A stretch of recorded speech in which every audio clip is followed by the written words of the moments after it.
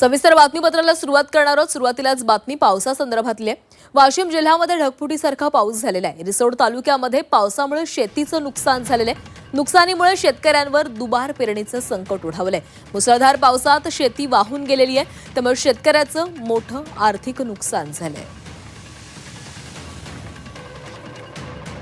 तर नुकसानग्रस्त शेतकऱ्यांच्या बांधावरून आढावा घेतलाय आमचे प्रतिनिधी गणेश मोहळे यांनी।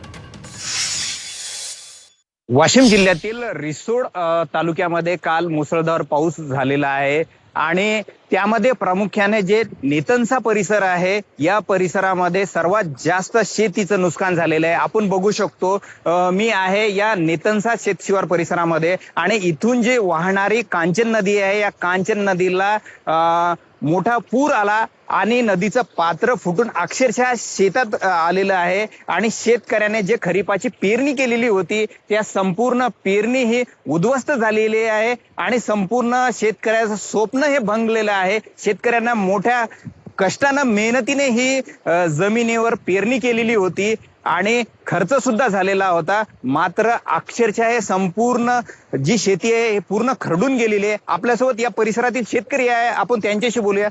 दादा, काय सांगसाल, कशा स्वरूपाचा काल पाऊस झाला होता, काय नुकसान झालेलं आहे?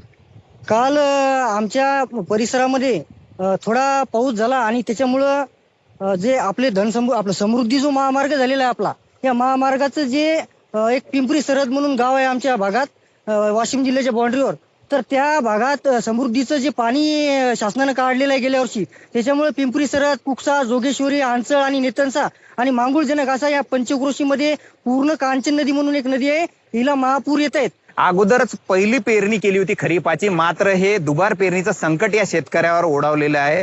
त्यामुळं या नुकसानग्रस्त शेतकऱ्याला शासनाने हातभार लावून यांना मदत करावी अशी मागणी या नुकसानग्रस्त शेतकऱ्याकडून केली जात आहे। गणेश मोळे, झी मीडिया, नेतनसा, वाशिम।